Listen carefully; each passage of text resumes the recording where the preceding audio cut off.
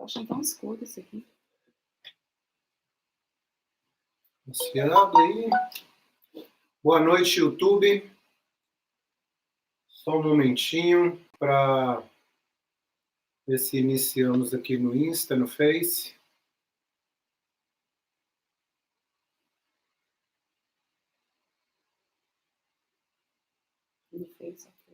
Boa noite, Facebook. Facebookers.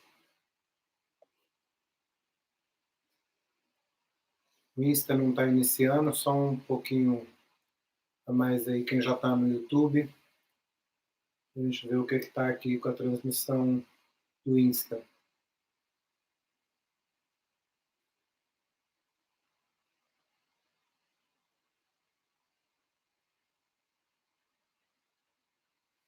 Boa noite, Instagram. Luiz, do Festas que Curam. Estou hoje aqui com a Tati, fazendo a operação das câmeras. Vem para cá. Últimos.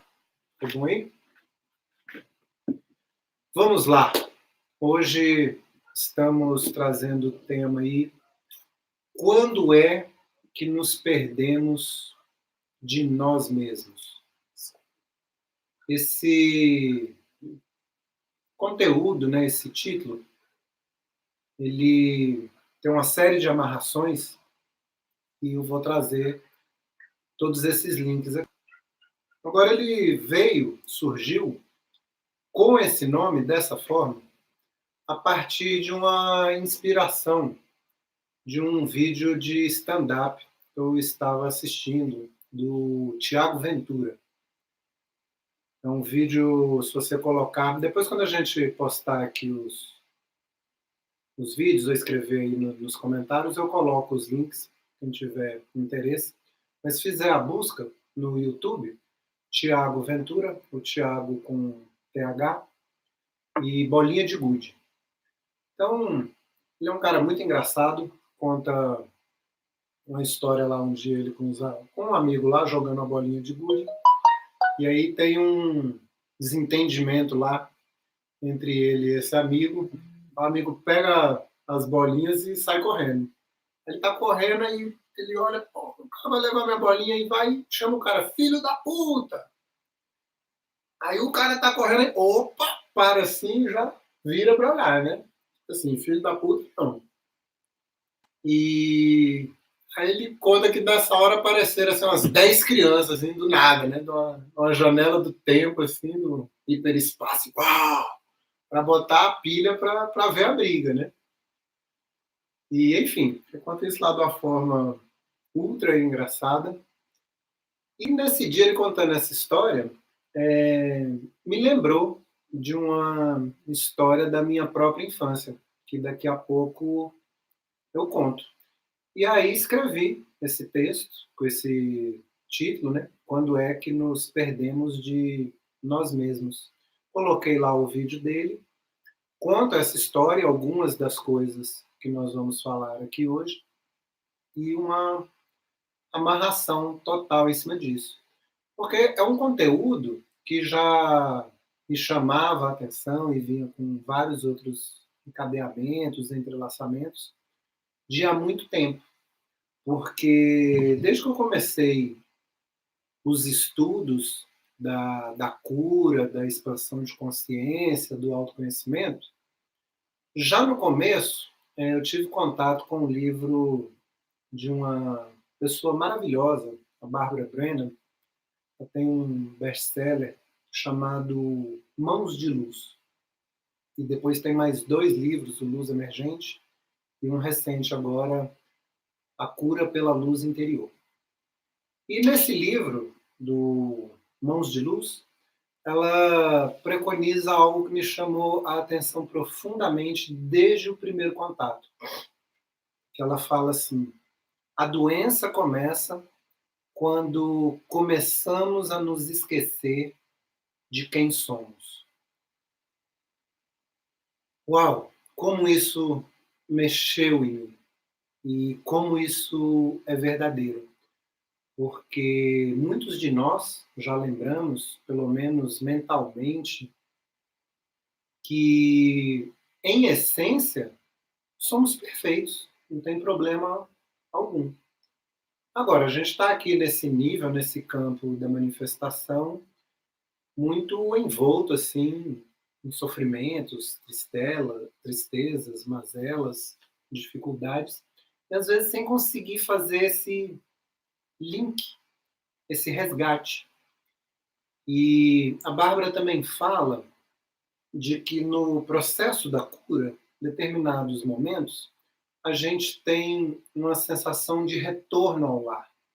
Eu já senti isso muito profundamente em algumas vivências místicas em específico, e em outros tantos momentos, às vezes de uma forma um pouco mais suave, porém também muito profunda, de retorno ao lar, de satisfação completa, de ter encontrado tudo o que esperávamos, ansiávamos desde sempre, e de que havíamos nos esquecido. Eu já estava com todo esse arcabouço de vivência, esse campo dentro de mim. E em 95 veio o começo do primeiro dos conteúdos que formou tudo o que tem de material teórico de embasamento da vivência em cura, que é o conteúdo de nome Quem é Você?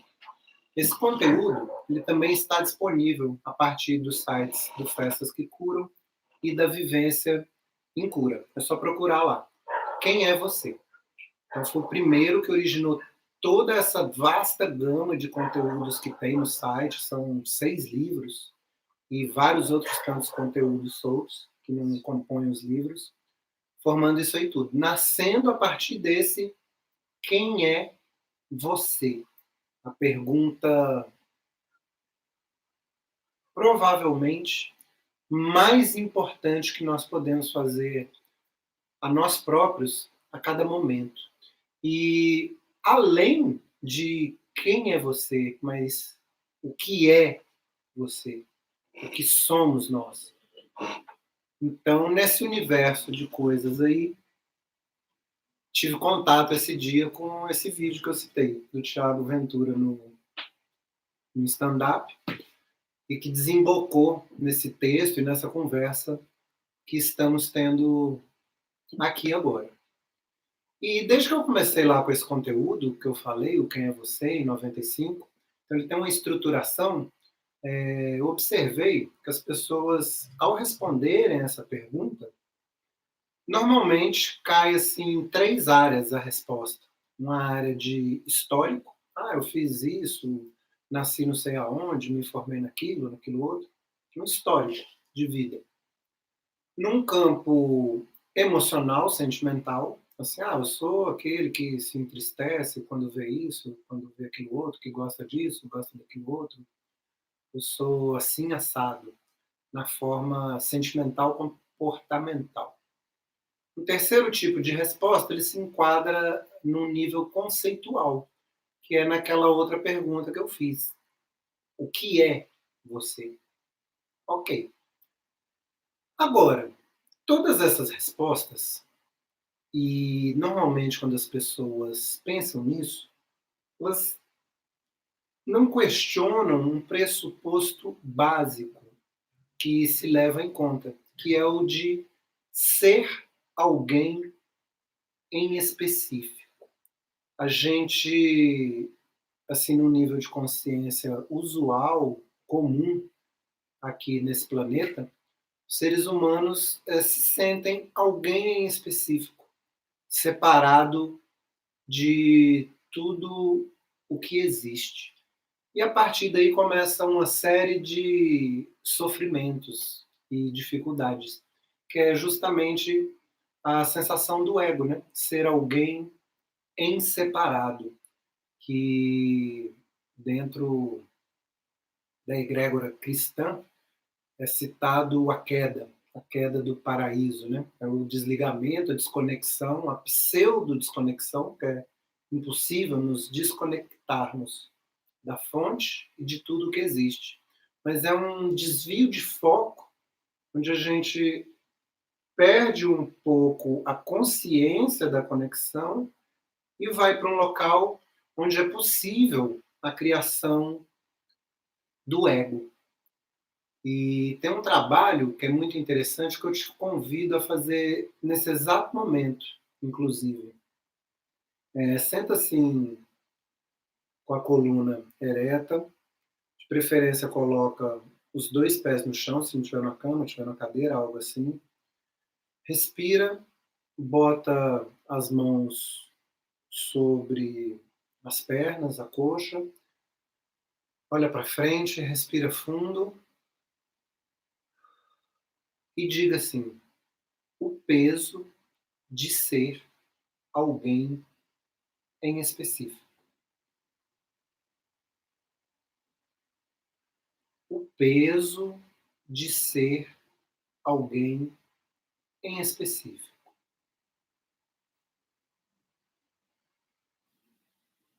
Sinta como é dizer isso. A partir desse pressuposto de que somos alguém em específico, começam as identificações. E a partir das identificações, a gente pode pegar 2 rumos. Eu sou alguém bacana, alguém legal, alguém joia, ou alguém peba, ruim, um traste. Então a gente começa essa montanha russa da qual assim com a qual estamos muito acostumados entre a autoimportância e a menos-valia. E daí se desdobra todo sofrimento. Então, às vezes eu acho que eu estou no topo do mundo, às vezes estou na sarjeta, que eu sou um vencedor, que eu sou um perdedor. E a máquina sem fim do samsara, o giro incansável, infindável, né? No qual nos metemos. E isso é tão interessante, e a gente ouve falar em algum momento da jornada de resgate de iluminação. A gente fala, então existe uma saída, né? Eu vou parar de sofrer porque eu vou iluminar. Então, o fim do sofrimento. E há uma tendência, um magnetismo muito grande da pessoa achar que ela vai iluminar. Ou seja, que existe alguém para ser iluminado. Agora, quando a jogada, toda a mágica consiste em dissolver essa noção do alguém específico. Ou seja, não sobrou ninguém para iluminar. É perder a noção do ego. Uma frase do Osho, que eu achei interessante, ele coloca nessas palavras: ou está você, ou está Deus. Os dois não podem estar ao mesmo tempo. É uma forma de dizer. Porque essas coisas sobre as quais estamos tratando e andando aqui, a gente até consegue falar sobre elas.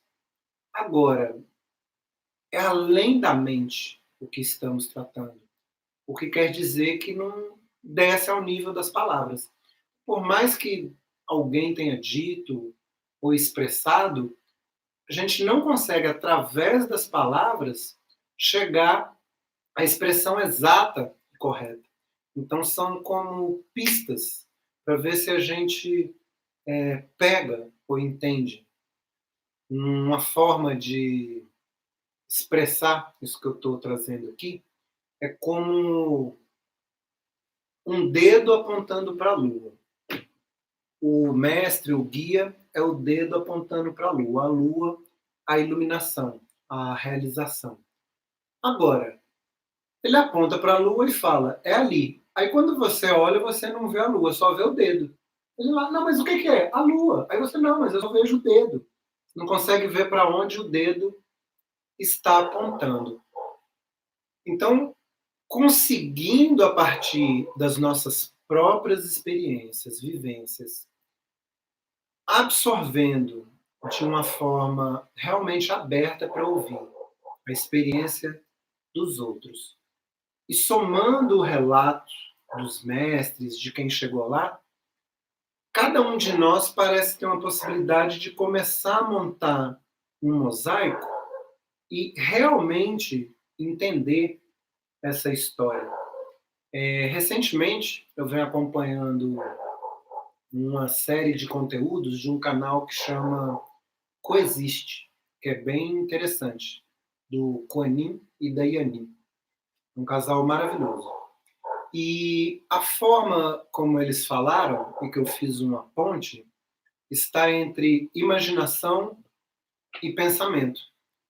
Então, acreditava assim que o que se pensava sozinho também fazia parte da realidade, porque estava na cabeça de alguém. E se está em algum lugar, existe. Agora, eles colocaram da seguinte maneira: quando você pensa sozinho, é imaginação. E pensar sozinho é pensar sem pensar junto com Deus. Que você só realmente pensa quando está pensando junto com Deus. O que quer dizer que você está pensando com todos e com tudo o que existe. Então, pensar sozinho é perder-se de si próprio, de si mesmo. Então, estou falando isso tudo porque é o nosso tema. Quando é que nos perdemos de nós mesmos? Então, um nível muito profundo, lá no começo da viagem que estamos aqui, dentro deste mundo, porque a partir de uma primeira imaginação separada de Deus, da existência, da realidade, de tudo que existe, monta-se e estrutura-se a ilusão deste mundo aqui, Maia. Então, tudo que a gente vê, sente e vive aqui, que é a tão dita e famosa, para quem já está na senda do encontro pessoal, Maia, a ilusão deste mundo. Como falei dentro da egrégora do cristianismo, a queda do paraíso. Ok, nos perdemos de nós mesmos, da nossa essência, ali, nesse ponto inicial, básico, profundo. Quando me separei, me pseudo-separei de tudo o que existe. Ah, beleza. Isso aí, ou beleza ou não, né? Para alguém que está ouvindo pela primeira vez, fala, nossa, que papo de doido, que papo de maluco. Agora, à medida que você aprofunda e vai trazendo as referências e as experiências por si mesmo, você vai tendo cada vez mais clareza em cima disso. A doença começa quando começamos a nos esquecer de quem somos. Então, a doença deste mundo doido, maluco, no qual estamos, onde existe, ou parece existir, a morte, o sofrimento, a doença, foi lá nesse desligamento inicial. Ok. Agora, vamos falar de algo assim, um pouco mais factual ou prático, na falta de expressões melhores, em relação a esse mundo aqui que a gente está, ou como a gente está, para a gente ter dois parâmetros, então, ou dois eixos nessa conversa. Esse profundo, para quem está ligado atrás, buscando a história de dissolver o ego e findar o sofrimento em definitivo, despertar do sonho e da ilusão. O outro, para quem está trabalhando num tipo de camada mais comum, psicológico, não sei se está me faltando um termo apropriado, mas assim, o dia a dia daqui, desse mundo, né? Terceira dimensão e nós com os nossos pensamentos, nossas angústias e sentimentos. Então, bem prático para qualquer um de nós.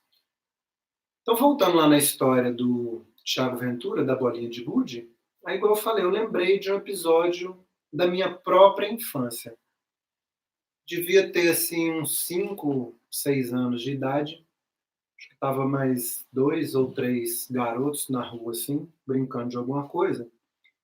E eu lembro que teve um menino de fora, assim, de uma outra rua. A gente morava num lugar onde era em ruas, porque aqui em Brasília também tem um negócio de quadras, mas nessa época eu morava no Guará, lá tinha um negócio de ruas. E era um menino que não era ali daquela rua, ele estava de bicicleta, eu não lembro. Até hoje, eu repassando para recontar essa história, até recente, era assim na minha memória que ele só tinha passado de bicicleta assim.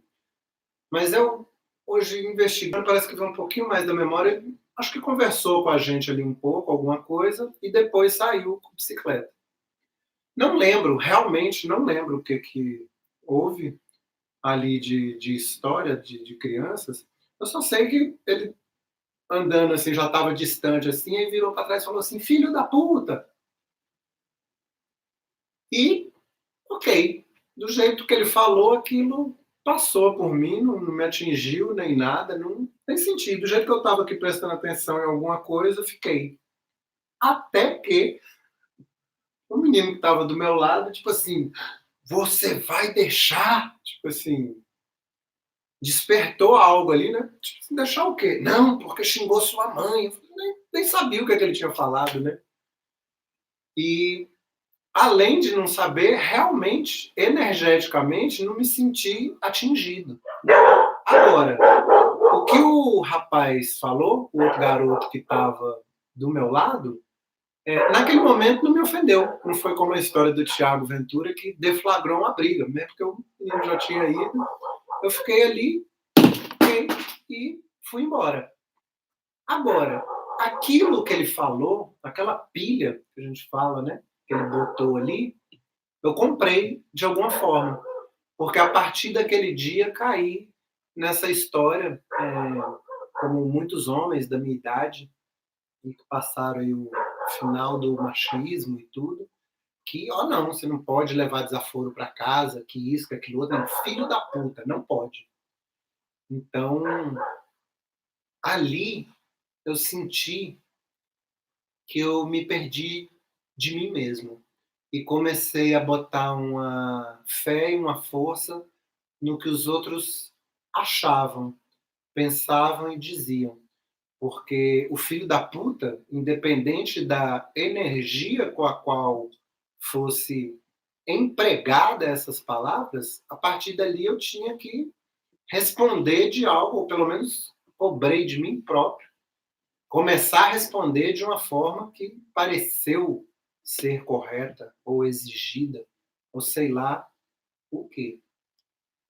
E olha que interessante.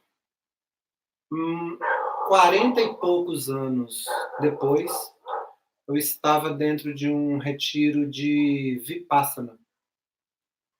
Vipassana é uma técnica, um método que é ensinado, tem algumas poucas linhagens, tem uma linhagem mais tradicional que ensina, e foi dentro de um retiro dessa linhagem que eu estava, e que também se dá o nome de Vipassana para o retiro de 10 dias, onde é ensinado Vipassana.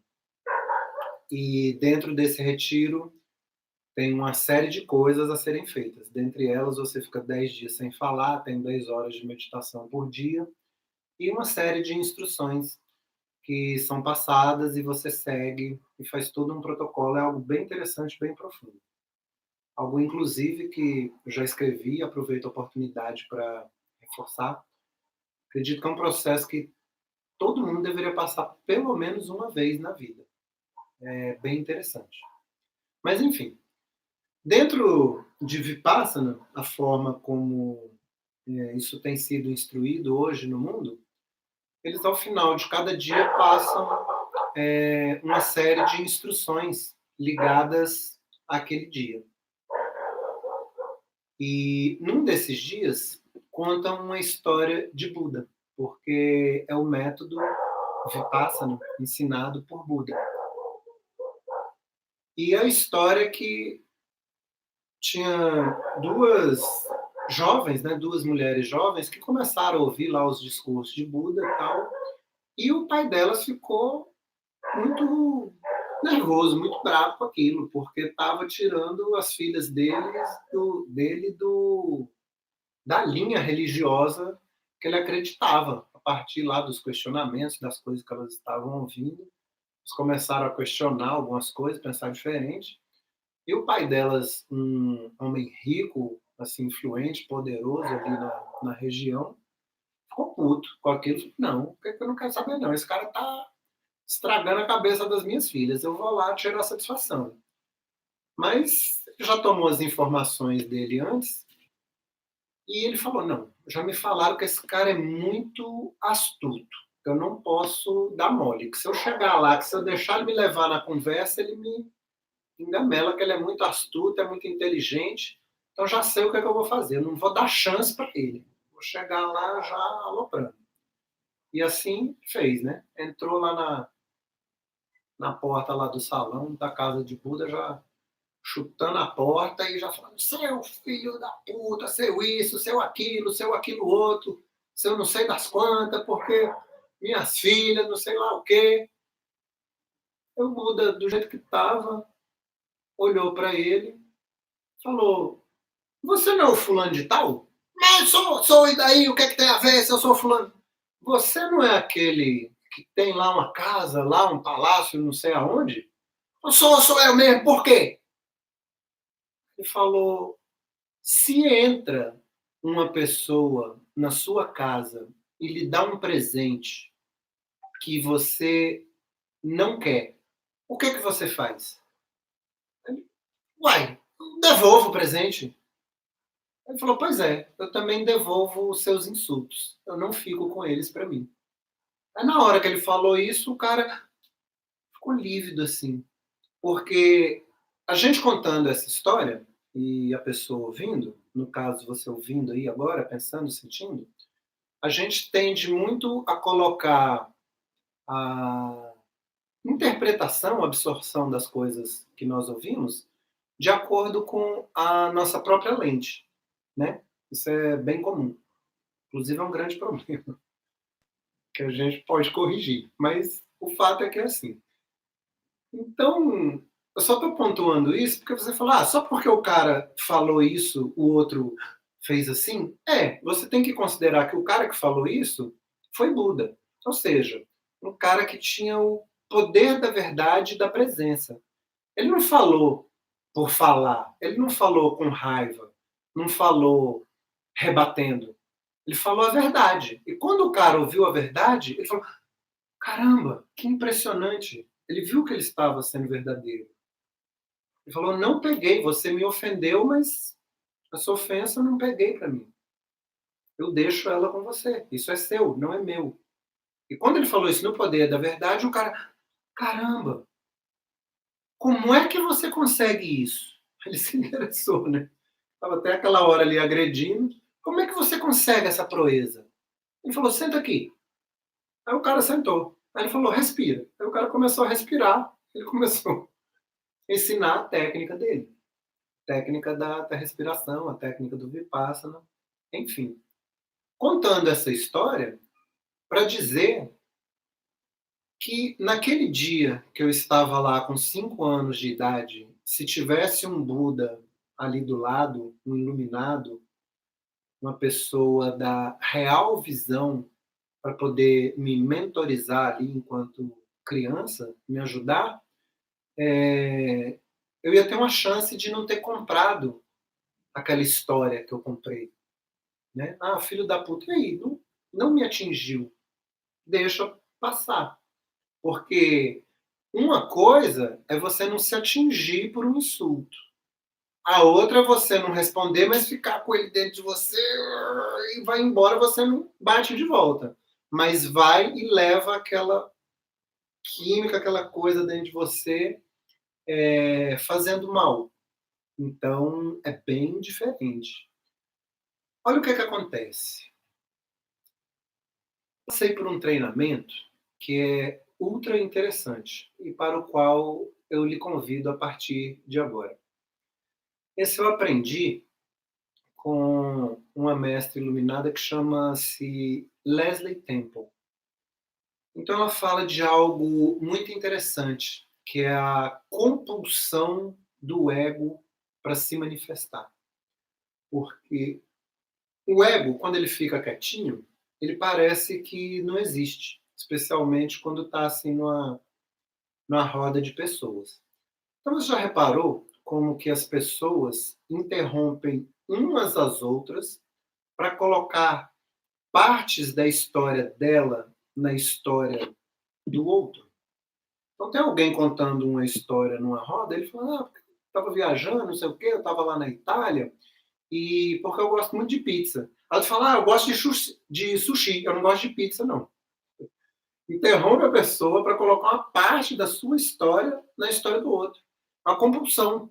Porque o ego, quando ele se manifesta, ele se sente existente.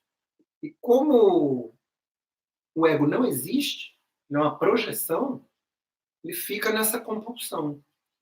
Então eu fiz assim um treinamento de alguns anos, procurando arrefecer essa necessidade de interromper os outros para colocar um pouco da minha história. E acrescentei a isso um outro treinamento, que muitas vezes, né, ocorre de você estar contando uma história, a conversa é interrompida, a pessoa vai atender uma demanda externa ali que está acontecendo, daqui a pouco volta. Então, quando eu estava contando a história que ela era interrompida, eu ficava aguardando, aguardando, aguardando. Quando a pessoa voltava, eu, mas assim, a sabe, pegava do ponto que estava e continuava. Aí o que acontece? Em vários momentos, eu meio que deixei para lá. Porque eu tinha a primeira compulsão, assim que a pessoa chegava, mal ela voltava para a roda ali, para atenção, eu já pegava, queria seguir dali. Comecei a deixar quieto, esperar para ver se a pessoa falava, então, e aquela história? Pega daí. E várias vezes eu deixei histórias inacabadas. E como isso foi benéfico, construtivo, equilibrante, curador para mim, que ajuda a gente também a abrir mão das nossas próprias histórias, das nossas próprias demandas. Isso foi ao longo do tempo. Ok, fiz aí, eu acho que pelo menos uns 2 anos desse treinamento, quando eu comecei uma próxima fase e mais profunda dele, que está ligada às 3 histórias que nós falamos aqui. Quais 3 histórias? A do Thiago Ventura lá com a bolinha de gude, a minha lá com o menino da bicicleta lá, que me chamou de filho da puta, e a do Buda, que o cara entra na casa dele xingando ele. Uma vez que você se treina e se capacita a dissolver a sua compulsão de se manifestar, você se habilita para o próximo estágio do treinamento. E que, na realidade, é um dos estágios finais de solução do ego, que é lidar com a raiva. A dissolução da raiva e, especificamente, nesse ponto que nós estamos evocando aqui, você não reagir ao ser agredido. Olha o que acontece. Se já é difícil a gente nos manifestar, né? Assim, só para dar a nossa opinião, porque todo mundo quer ter e dar opinião, porque é uma forma de dizer que existe. Agora, você não reagir ao ser agredido é o nível ainda mais profundo, porque está ligado, inclusive, ao cérebro límbico, né? A instintos básicos, porque dentro desse mundo e dessa realidade aqui, realidade assim, né, entre aspas, dentro dessa projeção aqui que nós nos metemos deste mundo, o instinto de sobrevivência, né, de defesa, é fundamental. Agora, na realidade profunda de tudo que existe, não há do que se defender. porque não há nada para ser defendido, porque não existe ego.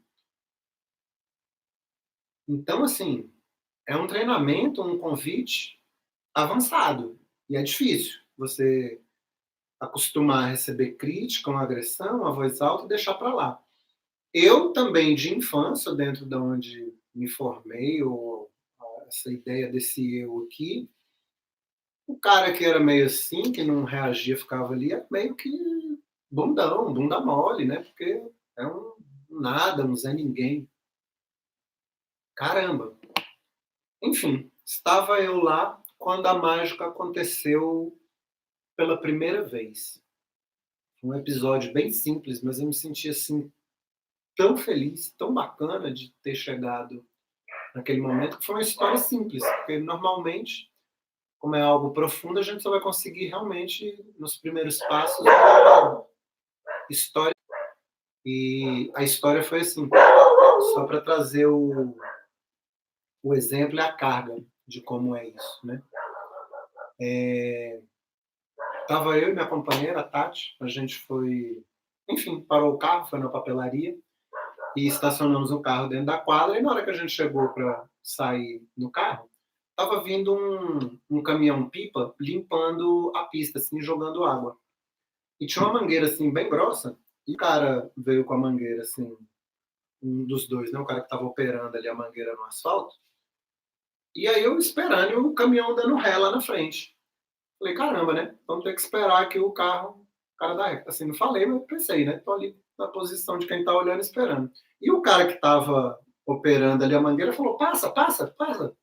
Falei, pô, mas a mangueira, ele falou, não, passa por cima, né? Pô, ok. Se o cara que trabalha com o negócio tá falando pra passar por cima, peguei e passei.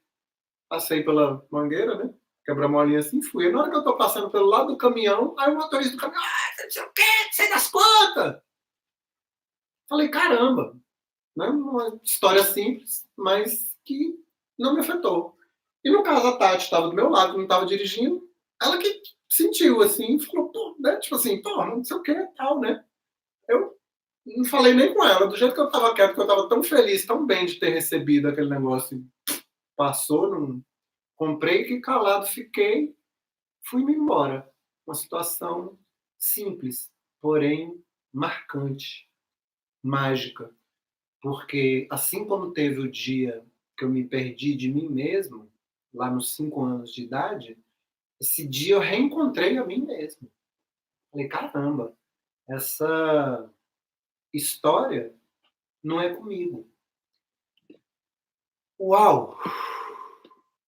Assim, dentro do conceito das respostas de cura, que é um termo em específico que a gente usa no Festas que Curam, na Vivência em Cura, que é um conteúdo que você pode procurar no site. Respostas de cura. Há 5 padrões básicos da manifestação da energia da essência. Um deles é o invadido, que dentro da bioenergética é chamado de masoquista. Que esse termo acho ruim porque parece assim que a pessoa gosta de sofrer. Na realidade, a pessoa entra em estado de sofrimento e não vê como sair desse estado de sofrimento. Não acha recursos para lidar com isso. E por trás disso tudo está um medo de ser livre. Então, a pessoa que tem essa manifestação da defesa exacerbada, e todos nós temos pelo menos um quantum, um composto disso, temos esse medo da liberdade. Então, tem um mundo interno pouco estruturado, porque ele foi composto pela somatória de opiniões e inferências de terceiros, começando, obviamente, pela família, por pai, mãe, pela cultura a qual pertencemos, vamos agregando aquele composto de coisa à autoimagem que formamos de nós próprios e perdemos o centro da nossa liberdade. Então, assim, quando é que nos perdemos de nós mesmos? quando nos fechamos da percepção da fonte. E assim criamos uma pseudo-desconexão da fonte. É a queda. Número 2, quando a gente começa a comprar do ambiente conceitos sobre nós próprios e começamos a montar uma autoimagem baseada em ser alguém específico, ser um ser humano, um homem, uma mulher, um católico, um cristão, um judeu, um vegetariano, e por aí vai. Vamos pegando essas definições, vamos passando as experiências de vida e muitas delas acreditando que estão compondo o nosso eu. Nós somos um médico, um publicitário, alguém assim assado, que gosta disso, um geminiano, um leonino, e por aí vai. Montamos isso tudo, criamos um ego e esquecemos de quem realmente somos. Uau! É essa jornada aí, gente. Um convite para lembrarmos quem realmente somos. Da nossa parte, do Festas que Curam, o convite é para que você acesse aí os conteúdos online gratuitos que temos e, quando possível, vem dançar com a gente, vem celebrar com a gente, celebrar a vida e juntos lembrarmos de quem somos. Para concluir, muitos estão buscando o despertar, estão buscando a fonte, estão buscando Deus de alguma forma. Agora, você já ouviu o chamado? A pessoa fala, que chamado, né? Chamado de Deus. Chamado do seu coração. Chamado da sua intuição. Já ouviu? Porque essas coisas pelas quais nós temos buscado, elas têm buscado por nós também. E elas não perdem uma chance, uma brecha. A gente perde muita brecha, muita chance, fica patinando. Mas a cada pequena brecha que a gente deixa, a eficiência da fonte vem atrás de nós. Nos dá um sinal, uma chance, um chamado. É isso. Acesse festasquecuram.com.br. Veja quando serão nossos próximos eventos e vamos celebrar juntos, relembrar juntos de quem realmente somos. O nosso convite, o nosso chamado é através da dança, da música, da arte, terapia, dos nossos cantos, dos nossos rezos e da interação de essência para essência. Gratidão, namastê, vamos nessa.